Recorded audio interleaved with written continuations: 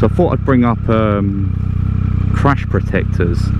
Yeah, see, there seems to be a bit of a stigma surrounding them. That might not be the right word, but I'm going to use it because it sounds like I know what I'm talking about. Alright. So some people like swear by them, and some people think that they're more harm than good, waste of money, they'll flip your bike over, do more damage, blah blah blah.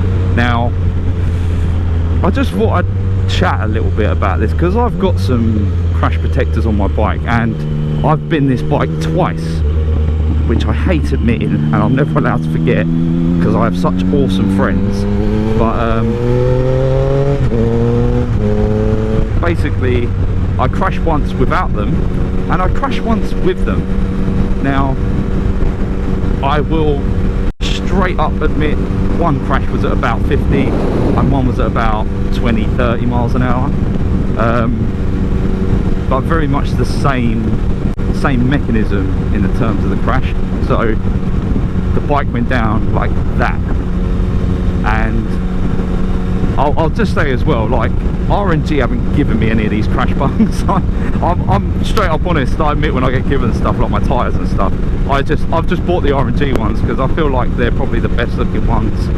It seems to be like their forte. You know, if you think of R&G, you think of a crash protector.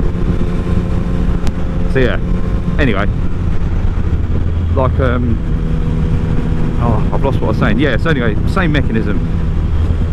So I flipped the bike onto its left hand side. Now, when I crashed at 50, I didn't have any, and I'm hoping I can find some old pictures and slide them in for you, and you can see the damage. Now, I think if I had crashed with the crash protectors I have now, I still would have done the crankcasing, but I wouldn't have ripped the fairing off.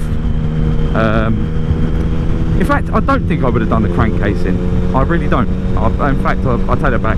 I think it would have saved the crankcasing. Don't get me wrong, it would have fucked it and scratched it to shit. It might have even cracked it, but it wouldn't have done it to the extent that it did. And you know, because they had to do so much paint repair work to the bike as well down the left hand side. It was crazy. And when I crashed the second time, I don't think I've got any pictures. I might have one or two, because I'm one of them people who keeps everything on my phone, and I had to get a new phone recently, and iCloud just sucks ass so bad I couldn't put my photos online, so I just deleted them, started again. Kept some like key ones, but I don't particularly think months in advance what I'm going to make as a vlog. So if I got a picture, I'll slide it in. But yeah, when I've done the slower low side crash, it basically scratched up, you know, the bottom crash protector on the bottom of the stator casing, took all of it. So the one you can see is a new one. You know, the left hand side, like, I've done a video on it, whatever, but it basically saved me a lot of fucking money. I mean, I spent another 150 quid on crash bungs to replace them. I had to replace a clip on. You know, if I didn't have that crash bung, that would have cracked that stator casing again, and that is expensive, especially when the stator seems to be attached to it. It just, oh man, it'd be such an expensive bill, and I genuinely believe they are worth the money. But there's this sort of thing that I hear now and then, and I've heard it from like everyone, not just, you know, Billy fucking Joe that goes up to the local bike cafe on a Sunday on his, you know, Ducati Panigale in his Danese levers. Nothing against any of you guys, but you know, like the guys that just have got all the gear and no idea. Not just them. I've heard it. What the fuck is this guy doing? You're so old, you shouldn't be driving. Yeah, like I've heard it from people who race at track. Like they say, oh, you know, like they flip the bike, and the way that mine bent at 20 miles an hour, and well, not bent, but took the force and everything like that. If I hit a drain at 100 mile an hour, let's say, or that crash bung hit a drain at 100 mile an hour, I genuinely believe it'd just rip it backwards. I don't think it'd have enough force to flip the bike. I could be wrong, but in the same breath, if you're crashing at 100 miles an hour, nothing is going to save your bike. Not, you know, it doesn't matter what way you look at it. Like, but if you crash at 50 miles an hour and it slides down the road and you're lucky enough it just slides to a stop, or the wheel bounces off a railing, like, these are going to save your bike and save you a hefty repair bill. And not just that, you know, you might think, oh well, insurance will cover it, yeah, but at the same time I was really lucky when I first crashed my bike, because the repair bill was something like 6.5 grand, and that was at the limit of what my insurer would repair at, and it was purely because I'd only had the bike a couple of months. It was brand spanking new. They decided, oh, you know what, we'll repair it, because that would have screwed me financially.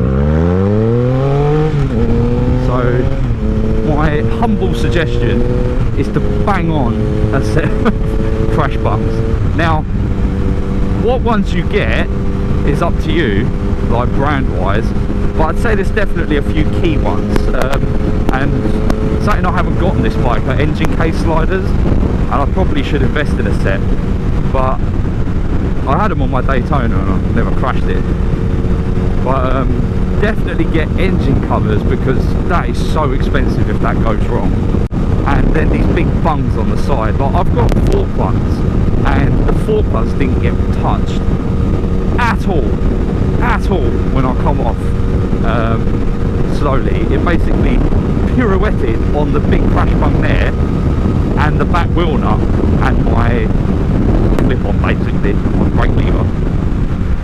So, you know what, my tank would have been safe, because you can get them for the speed when it's like one here and one here as well.